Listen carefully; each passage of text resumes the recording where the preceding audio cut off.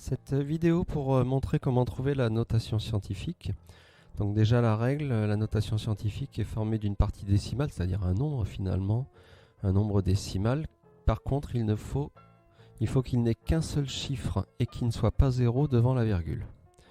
Ensuite, une fois qu'on a trouvé ce nombre, on multiplie par une puissance de 10 et l'exposant de cette puissance de 10 doit correspondre au décalage de la virgule qui a été fait.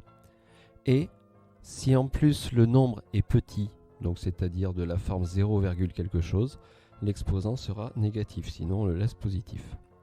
Alors premier exemple, si je prends le nombre 850 000, je vais mettre un chiffre devant la virgule qui ne soit pas 0. C'est le premier qui vient, 8.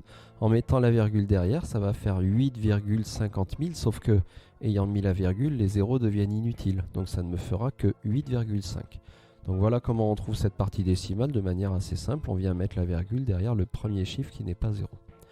Ensuite, je vais multiplier par la puissance de 10, sachant que l'exposant doit être le décalage de la virgule, c'est-à-dire entre là où était la virgule au départ et là où je suis venu la mettre. Alors 850 000 est un nombre entier. Un nombre entier a sa virgule qui est cachée mais qui existe, qui est derrière le dernier 0, derrière le dernier chiffre. Moi, je suis venu la mettre derrière le 8, donc je regarde les rangs. 1, 2, 3, 4, 5 rangs. Donc, ça me donne l'exposant 5. Ensuite, je regarde, c'est un grand nombre. Si c'est un grand nombre, il faut que l'exposant soit positif. J'ai terminé. Deuxième exemple. De nouveau, pour la partie décimale, il me faut un chiffre devant la virgule, mais qui ne soit pas 0. Je viens donc chercher le premier chiffre qui n'est pas 0, c'est ce 7. Et ça me donne donc 7,3 en mettant la virgule derrière le 7. Ça, c'est pour la partie décimale. Maintenant, la puissance de 10, il me faut le nombre de rangs d'écart de la virgule entre là où elle était et là où je l'ai mise. Je l'ai mise derrière le 7, donc ça me fait 1, 2, 3, 4, 5 rangs d'écart pour l'amener derrière le 7, ça fait donc 10 puissance 5. Sauf que cette fois, j'ai affaire à un petit nombre, c'est-à-dire qu'il commence par 0, donc dans ce cas-là, l'exposant va être en fait moins 5. C'est-à-dire que ce signe moins explique que je parle d'un petit nombre. Donc il faut bien penser à mettre le moins à l'exposant dès que le nombre commence par 0, Alors, parfois le nombre qui nous est proposé est pas juste un nombre en écriture décimale tout seul, mais également contenant une puissance de 10. Dans ce cas-là, on va trouver la notation scientifique en deux étapes. Première étape, regardez cette puissance de 10 fois 10 puissance 8. L'idée, c'est que je ne m'en occupe pas. Donc je l'ai juste réécrite ici. Donc à cette première étape, je ne vais m'occuper que du nombre 0,004. De la même manière qu'au-dessus, c'est-à-dire virgule derrière le premier chiffre qui n'est pas 0, donc je vais mettre la virgule derrière le 4. Finalement, comme il n'y a pas d'autres chiffres après, ça me laisse 4 tout seul.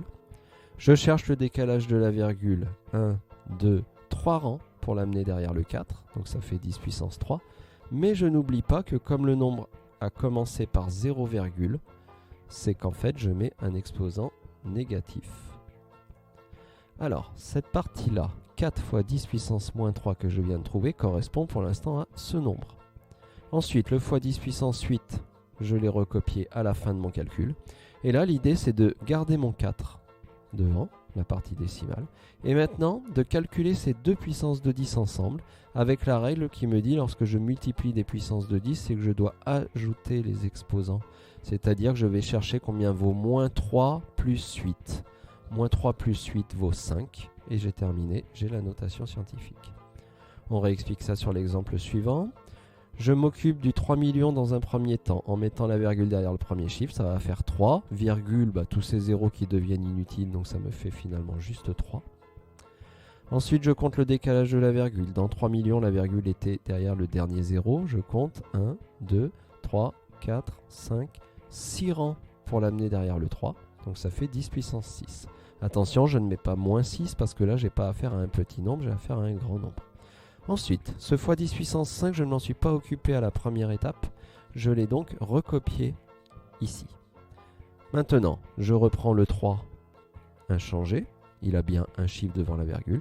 Et j'additionne mes deux exposants, 6 plus 5, qui fait 11.